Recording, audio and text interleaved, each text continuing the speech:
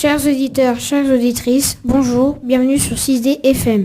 Nous sommes au collège Saint-Jean-Baptiste à Guérande. Aujourd'hui, pour notre émission spéciale sur le thème de l'engagement et de la citoyenneté, nous avons la chance d'accueillir nos 3 invités. Tout à fait comme.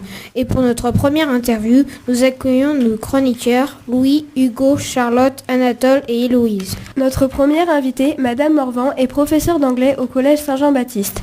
Elle est aussi conseillère municipale pour la ville de Guérande. Bonjour Madame Morvan. Bonjour. Nous sommes ravis de nous avoir parmi nous aujourd'hui. Je vous remercie. Moi, je suis ravie que vous m'ayez invitée. Je suis vraiment très, très honorée. Tout d'abord, nous voudrions savoir depuis quand vous êtes conseillère municipale et quelle est votre fonction précisément.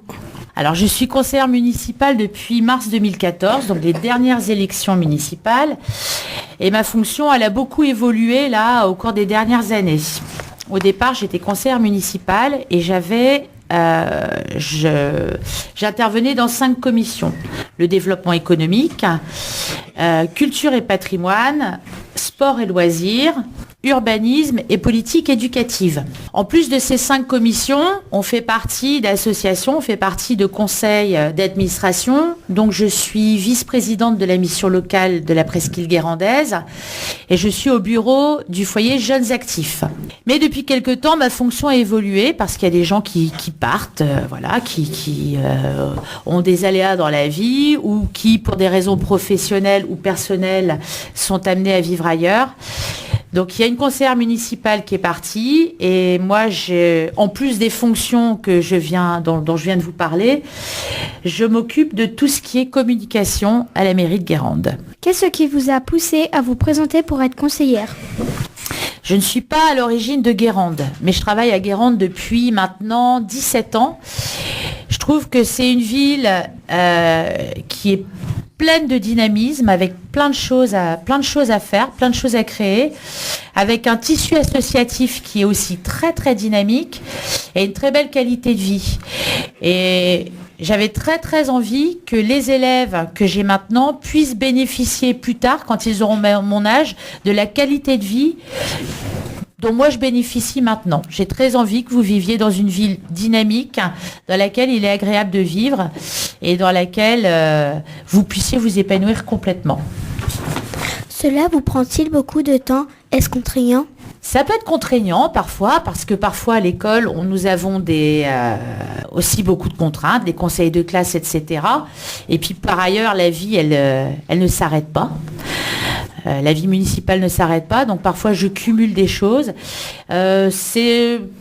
La contrainte, ce sont ces petits moments de fatigue, mais finalement, on apprend tellement de choses quand on fait partie d'une vie municipale. On en retire tellement de choses que c'est pas si contraignant que ça. En revanche, oui, ça prend beaucoup de temps. Parce que quand on s'est engagé dans quelque chose, il faut le faire jusqu'au bout. Donc il y a des commissions, parfois on est fatigué, mais il faut quand même y aller. Parfois on se prend des petits coups, parce que on est les élus qui sommes près de la population.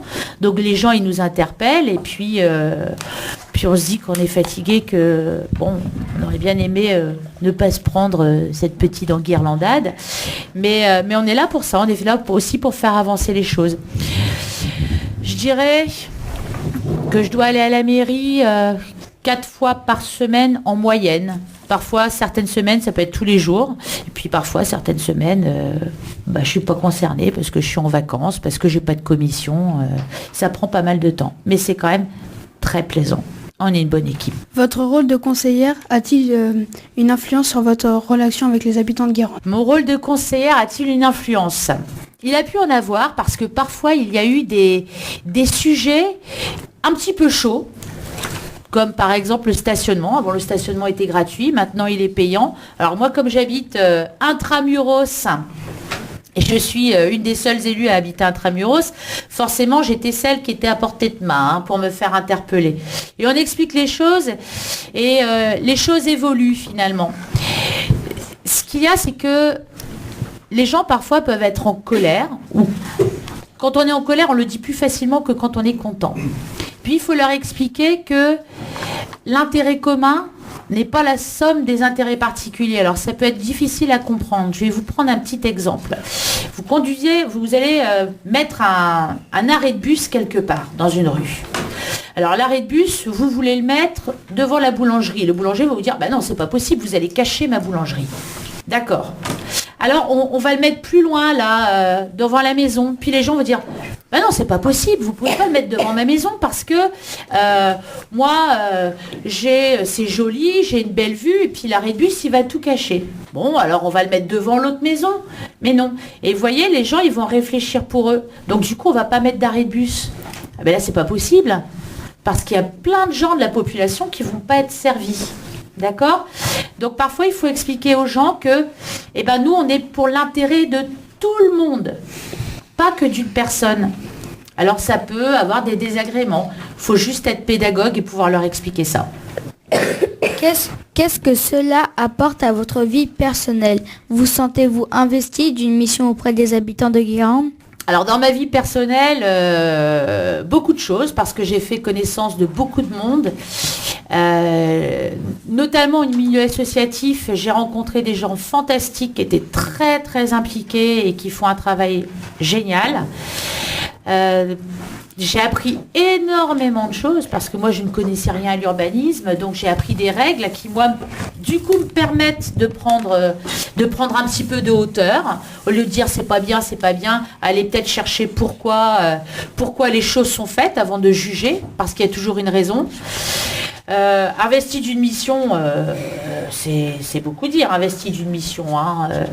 Investi non, mais j'entends rendre aux gens la confiance qu'ils nous ont faite en élisant notre équipe. Voilà. Pour terminer, pouvez-vous nous dire quel est le nom du maire de Guérande? Alors le maire de Guérande, le nouveau maire de Guérande, depuis le mois de juillet, parce que l'ancien maire est parti, le nouveau maire de Guérande s'appelle Nicolas Criot. Maintenant, c'est l'heure des questions ouvertes pour ceux qui le souhaitent. Est-ce que vous pouvez créer des clubs sportifs? Alors, non, on ne peut pas créer. Ce n'est pas la vocation d'une mairie de créer. On peut accompagner, en revanche. Le souci à Guérande, c'est qu'il y a déjà beaucoup de clubs sportifs et qu'on voit que les créneaux dans les salles de sport, etc., elles sont beaucoup prises. Alors, on ne sait pas s'il y a de la place pour créer un nouveau club sportif. En revanche, tous les ans, avec Frédéric Dunet, qui est l'adjoint au sport, on invite tous les responsables des clubs sportifs à réfléchir. On appelle ça les assises du sport. Et on les invite à venir réfléchir avec nous autour de tables rondes pour essayer de trouver les meilleures solutions pour éventuellement débloquer des créneaux, créer des fusions entre les clubs et peut-être faire évoluer le sport plus tard dans Guérande, sachant qu'on va vers un sport très loisir de plus en plus. Merci. Est-ce que c'est compliqué d'être conseillère municipale? Est-ce que c'est compliqué ? Ça peut l'être. Oui, ça peut l'être parfois parce qu'au conseil municipal, il y a 33 personnes et il y a 26 personnes qu'on appelle de la majorité, donc du groupe auquel j'appartiens.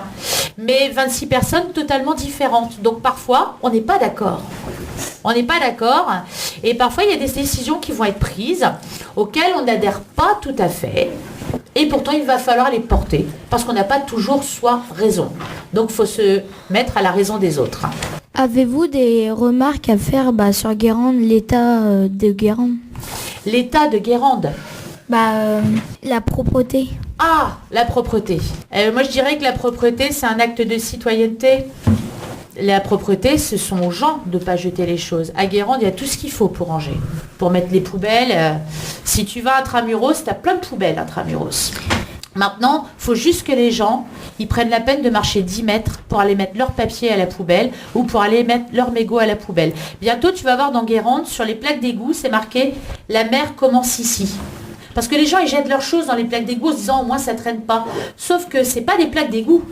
C'est de l'eau de ruissellement et ça va directement dans le trait du Croisic. Donc si vous jetez vos mégots ou si vous jetez vos papiers ou vos saloperies dans l'eau, alors c'est un gros mot mais c'est vrai, ça va les polluer. Alors que ça ne coûte pas très très cher de faire 10 mètres et d'aller mettre ses affaires à la poubelle. Maintenant, dans l'état de Guérande, tu vois, on est dans une ville patrimoniale, c'est-à-dire qu'on a un patrimoine historique absolument fabuleux qui attire énormément de gens de la France entière. Et comme il est très vieux, il est dans un mauvais état. Donc on est en train de réparer petit à petit. Il y a des gens qui ont des fonds privés qui vont nous aider parce qu'ils aiment leur ville et ils vont donner 10 euros, 20 euros ou plus en disant moi j'aime ma ville, donc je donne, ça s'appelle le mécénat. Et il y a aussi une convention qu'on appelle tripartite à 3 parties entre la ville, la région et l'État pour aider à réparer le patrimoine de Guérande parce que c'est très très important. S'il n'y a pas de patrimoine à Guérande, il n'y a pas de tourisme. S'il n'y a pas de tourisme, il n'y a pas de commerce. Donc tout ça, ça entraîne beaucoup de choses. Mais si vous voyez quelqu'un qui jette quelque chose par terre, que faites-vous? Ah ouais, je peux pas faire grand-chose. Je peux le lui dire, mais en tant que citoyenne, pas en tant que conseillère municipale, parce que moi je suis pas euro. Il y a une personne qui a le droit de dire des choses, parce que le maire est officier. Voilà, donc lui il a le droit de dire. Nous on n'est pas. On peut dire à la personne, mais j'ai pas besoin d'être conseillère municipale pour dire, bah attendez, vous pourriez mettre votre papier à la poubelle. Mais c'est pas parce que toi aussi tu peux le faire. Il n'y a pas besoin d'être conseiller municipal pour ça, il faut juste être citoyen et aimer sa ville. Ou aimer la nature, ou aimer l'environnement. D'accord ? Ce sont des règles de vie. J'ai pas un petit carnet à souche pour lui mettre un PV. Merci beaucoup, Madame Orvon. C'est moi qui vous remercie. Grâce à vous, nos auditeurs en savent un peu plus sur ce qu'est qu'un conseiller municipal et sur l'engagement et le temps que cela demande. Et ben moi, j'espère juste une petite chose, si je peux rajouter, c'est que vous ayez tous à un moment aussi vous l'envie de vous investir. Faut pas oublier qu'on a des conseils municipaux des jeunes, il y a des appels à projets. Bientôt, vous allez voir qu'il y a un appel à projet pour les jeunes de 10 à 26 ans où vous pourrez imaginer des projets pour faire avancer votre ville, pour faire rayonner votre ville. Soyez attentifs sur les réseaux sociaux de la mairie. Si vous avez des idées pour Guérande, nous, on peut vous aider à les mettre en place. Donc là, ça va arriver au mois de février-mars. Surtout, allez-y, investissez-vous. Ça demande du temps, mais vous allez voir toute la satisfaction qu'on peut en retirer aussi pour faire avancer les choses dans le bon sens. Je vous remercie. Merci. Merci. Nous avons une toute dernière question pour Madame Morvan. Pardon, j'ai pas levé la tronche, ça c'est ma faute. On y va. Nous avons une toute dernière question pour Madame Morvan. Comptez-vous faire un terrain synthétique à Guérande? Alors c'est une demande qui est souvent faite, de terrain synthétique. Alors à la mairie de Guérande, on est très très conscient des problèmes que ça pose sous nos latitudes de jouer au foot quand on n'a pas de terrain synthétique. Sauf qu'un terrain synthétique, ça coûte très très cher. Et à un moment, nous, il a fallu qu'on fasse des choix parce qu'on ne peut pas tout acheter d'un coup. Tout payer d'un coup, ce serait criminel parce qu'on mettrait la ville en faillite. On n'a pas envie de ça. D'accord ? En revanche, à Guérande, il y aura bientôt, peut-être, des petits terrains synthétiques. Pas un grand terrain synthétique, mais des petits terrains synthétiques sur lesquels les élèves pourront... Je reste dans le domaine de l'école. Les joueurs de tout âge pourront quand même s'entraîner et faire des petits matchs, ce qui permettra de préserver le grand terrain en herbe pour les matchs des équipes A, etc. Mais un grand terrain synthétique n'est pas l'ordre du jour pour l'instant. Voilà, on a priorisé les choses et on a estimé que pour l'instant, c'était déjà très bien de faire des couvertures pour le tennis. Mais on peut pas tout acheter, on peut pas tout faire en même temps. Merci. De rien. Merci. Nous continuons avec notre deuxième invité. Notre deuxième invité va nous permettre de mieux connaître une autre forme d'engagement au service de la communauté. Pour nous en parler, nous accueillons Nicolas, qui est sapeur-pompier volontaire à Saint-Nifar. Et ce sont nos chroniqueurs Timéo, Maxime, Angèle et Antonio qui vont mener cette interview. Bonjour Nicolas, pouvez-vous vous présenter rapidement? Quel est votre grade? Depuis quand êtes-vous sapeur-pompier volontaire? Recevez-vous un salaire? Bon, alors il y a plusieurs questions, donc je vais essayer d'être synthétique. Je m'appelle Nicolas Bézier, j'ai 24 ans, je suis pompier volontaire depuis maintenant 8 ans. Volontaire, ça veut dire qu'en fait je fais autre chose à côté. Donc je suis étudiant en droit, je suis en maîtrise de droit des affaires à la faculté de droit de Nantes, et donc je suis pompier à côté sur mon temps libre. Je suis aussi président d'une association de pompiers, qui est la plus grosse association de pompiers en France. on va dire, qui est non officiel. Et je suis aussi auteur d'un livre qui parle des pompiers, qui s'appelle Au feu les pompiers. Pour la seconde question, mon grade, donc je suis sergent, ça veut dire que je suis sous-officier, ce qui implique que je commande 1 à 2 véhicules sur intervention. Et pour la dernière question, pour les salaires, savoir qu'un pompier volontaire, il ne reçoit pas de salaire, il va recevoir une compensation. C'est-à-dire que c'est une toute petite rémunération qui va nous servir en fait et juste dire merci, vous avez été pompier. Mais faut pas compter dessus pour se dire que c'est un salaire qui tombe à la fin du mois. C'est quelque chose qui est fluctuant en fonction de son grade, en fonction du temps de disponibilité et en fonction du nombre d'interventions qu'on aura fait dans son mois. Qu'est-ce qui vous a donné envie de devenir sapeur-pompier volontaire ? Je dirais que quand je suis rentré dans les pompiers, j'avais pas spécialement envie, en fait, je suis rentré dans ce qu'on appelle les jeunes sapeurs-pompiers. Donc j'étais élève ici, j'étais en 6e et je suis rentré dans les jeunes sapeurs-pompiers. Donc il y a environ quand même une petite dizaine d'années maintenant. Et je suis rentré dans les jeunes sapeurs-pompiers, j'avais 11 ans. Donc à ce moment-là, je savais pas trop ce que c'était que les pompiers, je savais pas du tout. Les pompiers étaient passés à la maison pour les calendriers. Il m'avait dit qu'est-ce que tu fais l'année prochaine ? J'ai dit je fais rien et je suis rentré dans les pompiers. Et donc ça va faire 12 ans et j'y suis encore. Voilà.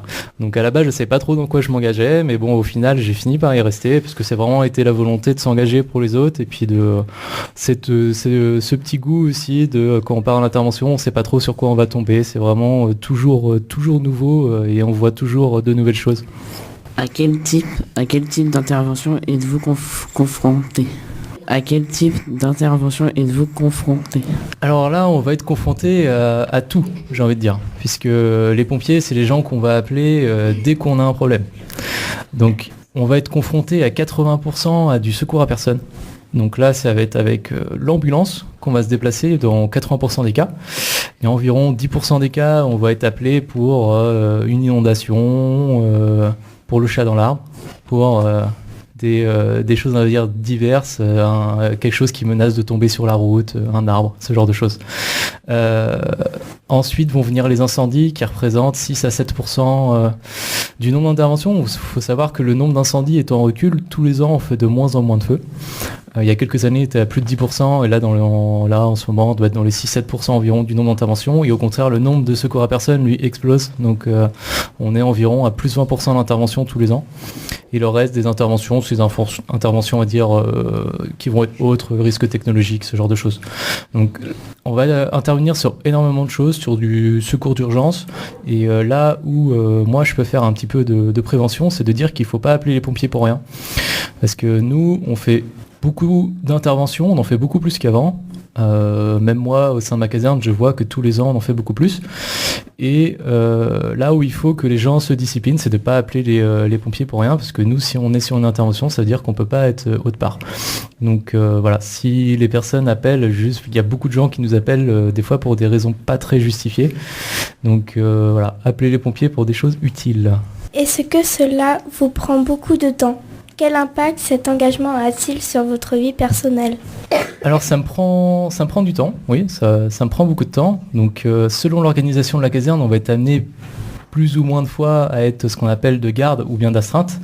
Il y a des casernes où ça va fonctionner en garde, c'est-à-dire que le pompier il va devoir être à la caserne. Donc il ne pourra pas être chez lui. C'est le cas par exemple pour les pompiers de la Baule-Garonne. Donc les pompiers qui viennent ici par exemple, là en ce moment, ils sont à la caserne.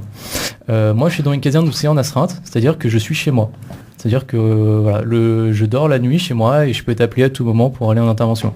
Donc le système de fonctionnement chez nous, il est de une semaine d'astreinte par mois. Ça veut dire que pendant une semaine par mois, je peux être appelé à tout moment quand je suis sur mon temps libre à Saint-Liphard. Voilà, chez moi, à la maison. Donc évidemment que ça prend du temps. En plus de ça, on a aussi des entraînements. On s'entraîne au moins 2 fois par mois. Donc il y a la prise de garde et la prise de garde, on va vérifier tous les véhicules, s'il manque rien, le matériel. Et il y a aussi la manœuvre au moins 1 fois par mois où là on va s'entraîner, on va réviser. Donc ce qui va prendre aussi beaucoup de temps, c'est quand on va s'engager pompier au tout début parce qu'il y a beaucoup de formations à passer, il y a beaucoup d'unités de valeur à valider et c'est ça qui va prendre le plus de temps au début. Ça représente environ une 30aine de jours de formation quand on s'engage pompier. Que pensez-vous de la devise des pompiers, sauver ou périr ? Y a-t-il des moments où vous avez peur ? Pensez-vous souvent au danger ? Alors déjà, la devise sauver ou périr. Sauver ou périr, c'est la devise de la brigade des sapeurs-pompiers de Paris. Donc c'est les pompiers militaires qui sont à Paris. La devise des pompiers civils français, c'est courage et dévouement. Donc ça, c'est quelque chose qu'il faut savoir, c'est vraiment deux choses scindées. À Paris, c'est des militaires, et moi, et ici, dans 80% de la France, c'est même plus, c'est des pompiers qui sont civils. Donc il y a des pompiers civils, il y a des pompiers professionnels, il y a des pompiers volontaires. Notre devise, c'est courage et dévouement. Donc après, est-ce qu'on a peur ? Je pense pas qu'on ait spécialement peur. Quand on rentre pompier, on connaît les risques. On sait que ça peut être dangereux. Les événements récents nous le rappellent que chaque intervention peut avoir sa part de risque. Ces 2 dernières semaines, il y a 3 pompiers qui sont morts en intervention. Tous les ans, il y en a environ une dizaine qui décèdent dans un contexte d'intervention. Donc la plupart du temps, c'est sur un incendie ou sur la route, en se rendant à la caserne ou en se rendant en intervention avec le véhicule. Donc je pense pas que quand on monte dans le camion, on n'a pas spécialement peur. On est entraîné pour ça, on s'entraîne. Sur la route, forcément, on est concentré, on va penser à ce qu'on va faire, mais on n'a pas spécialement peur vis-à-vis des interventions. Donc par exemple, là, il y a eu 2 pompiers qui sont décédés sur une explosion de gaz, et du coup, là, on va se réentraîner sur tout ce qui est gaz, parce que forcément, on voit que chaque intervention, même banale, où on se dit, tiens, il va rien se passer, il peut se passer quelque chose. Voilà. Le métier de pompier fait souvent rêver, et certaines de nos auditeurs aimeraient devenir JSP. Pouvez-vous nous dire quelles sont les qualités nécessaires ? Alors les qualités nécessaires, ça va être avoir déjà la volonté de s'engager, la volonté de s'engager dans une institution, parce que les pompiers, c'est les pompiers. C'est-à-dire que là, comme vous me voyez, j'ai un uniforme. C'est quelque chose qui n'est pas anodin, donc c'est la volonté aussi d'être capable de se plier à une certaine discipline, parce que les gens ont un grade, on représente d'une certaine façon l'État, donc c'est un état d'esprit qu'il faut forcément avoir.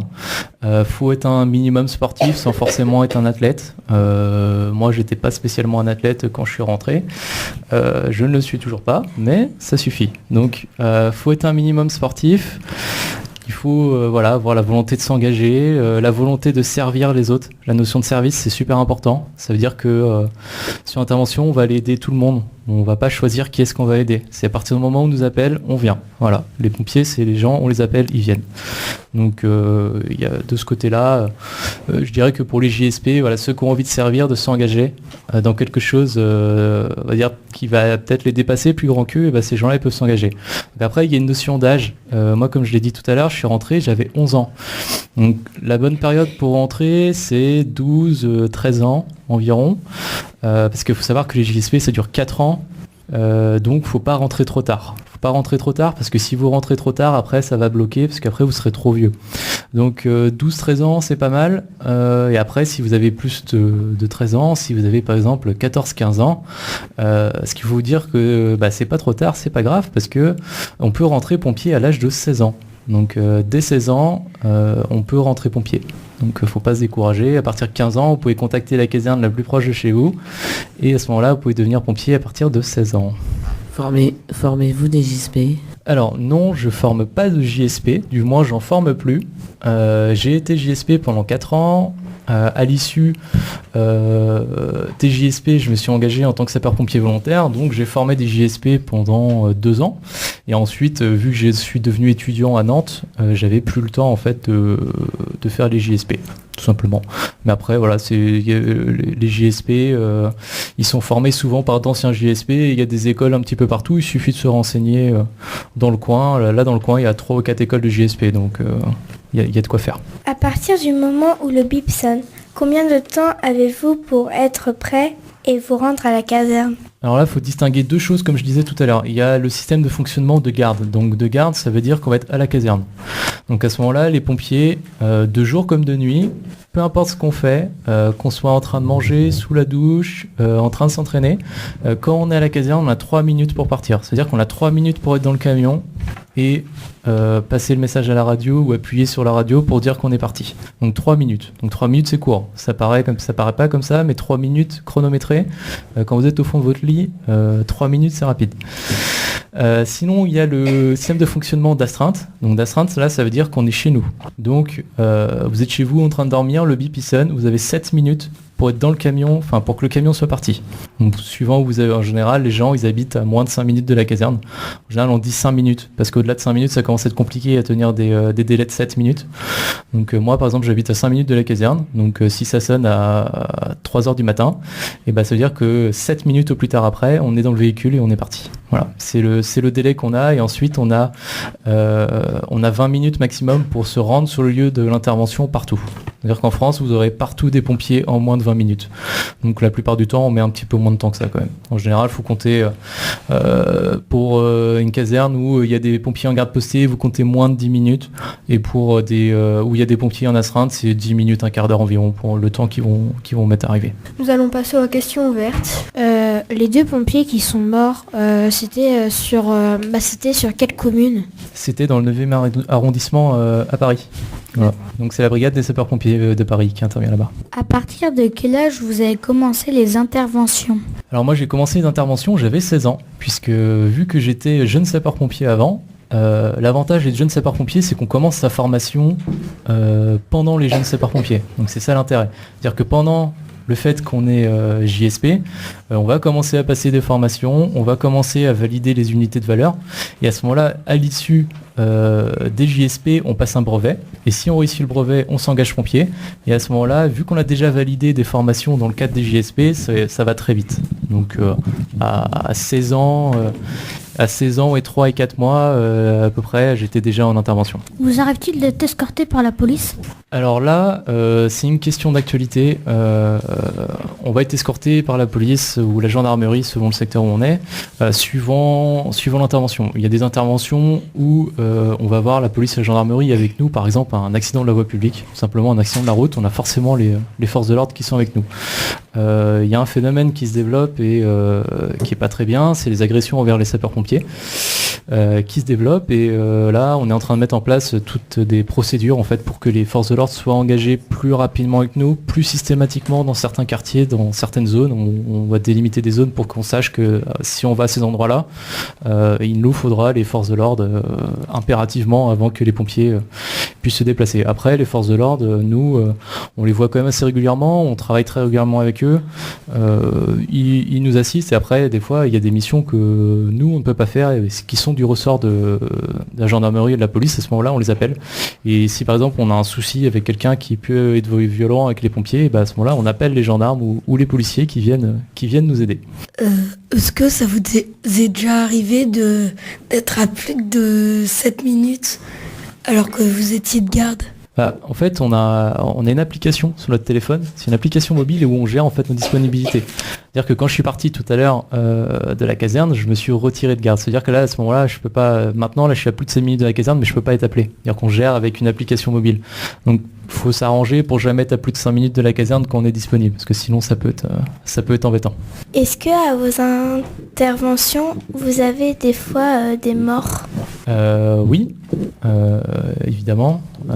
Quand on rentre pompier, il faut bien se dire que on va être confronté à la mort.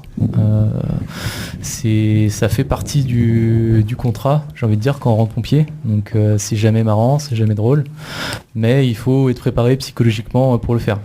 Après, il faut savoir que dans un équipage d'un véhicule, il y a toujours des gens qui sont plus expérimentés que les autres. Donc quelqu'un qui n'aura jamais été confronté à la mort va pas être mis en première ligne. Il va forcément être derrière ses collègues, et puis on va l'accompagner. Et puis des fois, pour les interventions qui sont un petit peu plus difficiles, il y a un accompagnement psychologique tout simplement pour les pompiers si jamais ils veulent en parler. Mais bon, c'est quelque chose qu'on n'est pas confronté tous les jours, hein, parce qu'on va pas en faire tous les jours, mais il faut y être préparé. Et souvent, on n'envoie pas les jeunes, hein, forcément. On va pas envoyer un petit jeune de 16 ans qui va être confronté, même si des fois, pas de bol, ça peut tomber sur lui.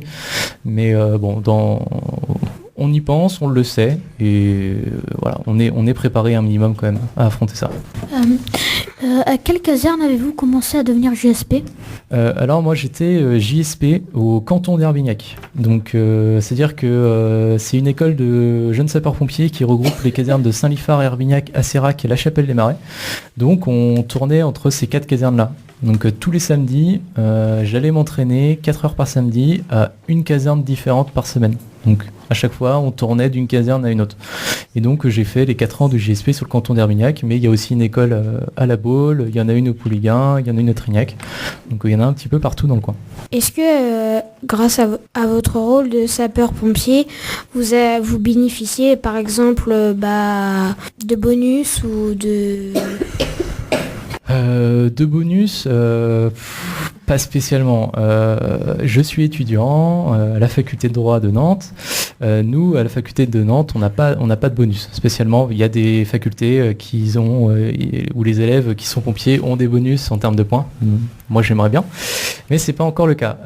Après, dans la vie de tous les jours, je dirais que non, il n'y a pas spécialement de bonus pour les pompiers, et de toute manière on le fait pas pour ça. À la base, on s'engage pas pompier pour essayer d'avoir un bonus sur tel ou tel sujet.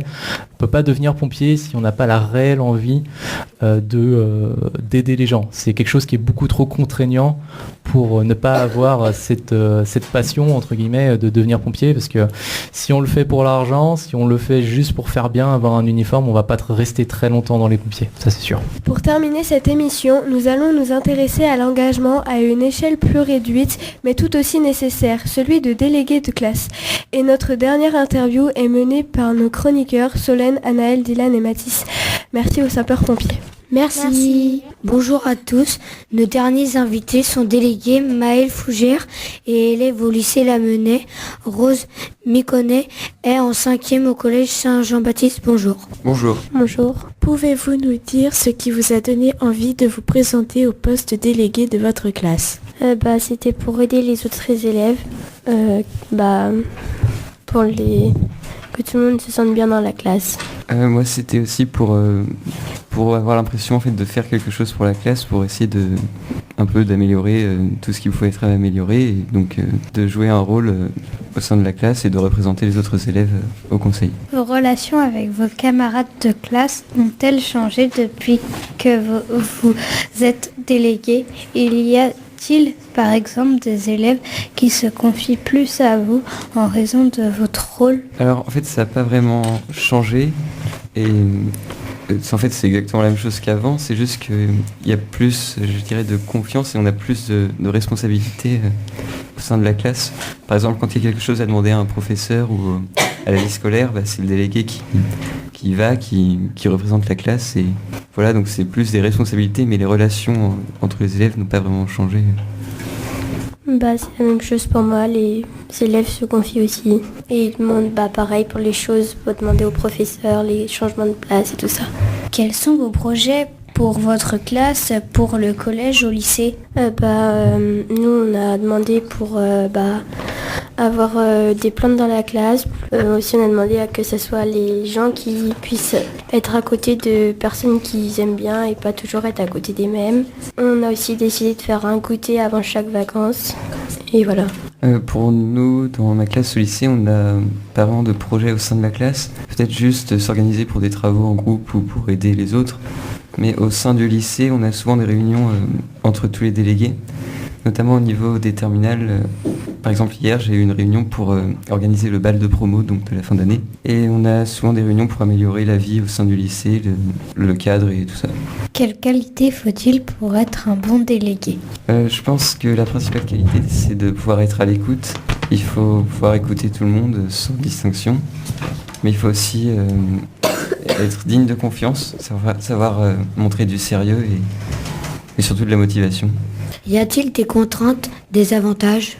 Pour moi, il n'y a pas de contraintes. Les avantages, c'est qu'on peut plus prendre confiance en nous, aider les autres. Il y a une petite contrainte, je dirais, c'est quand même qu'il faut donner un peu de son temps. Mais bon, c'est pas beaucoup et ça permet quand même d'apporter beaucoup de choses et surtout d'aider les autres, donc c'est très important. Est-ce la première fois que vous êtes délégué? Travaillez-vous en concertation avec les professeurs? C'est pas la première fois parce que j'avais déjà été délégué au collège en 4e, mais c'était il y a longtemps, donc ça a quand même changé depuis. Et on travaille pas vraiment avec les professeurs, en fait on est plus une sorte d'intermédiaire entre les professeurs et les élèves, mais on n'est pas une sorte d'élève supérieur ou de super élève qui serait au-dessus de tous les autres. On est vraiment un intermédiaire entre les profs et les élèves. Pour moi, j'ai déjà été déléguée de classe au primaire, en CM2. Et on n'est pas... Enfin, des fois, les gens ils pensent qu'on est des élèves plus studieux, mais pas forcément. Maintenant, les questions ouvertes. Est-ce que c'est difficile de tout organiser ? En fait, il n'y a pas vraiment grand-chose à organiser. Il y a juste à préparer les conseils de classe et savoir être là au bon moment, mais dans l'organisation, il n'y a pas vraiment de choses à prévoir. Est-ce difficile d'être délégué? Non, c'est pas difficile, il faut juste être à l'écoute des gens. Aimeriez-vous devenir éco-délégué? En fait, je suis membre du comité éco-lycée, donc j'ai failli être éco-délégué, mais je ne me voyais pas en fait assumer les deux responsabilités en même temps. Ça aurait été un peu lourd et un peu trop pour moi vu mon emploi du temps. Moi aussi, je peux pas, c'est trop long de faire les deux en même temps. Merci Rose et Maëlle, j'espère que cela vous aura donné envie de vous engager, vous aussi, pour améliorer la vie de votre classe ou de votre établissement. Nous arrivons malheureusement au terme de notre émission et il est temps pour nous de rendre l'antenne.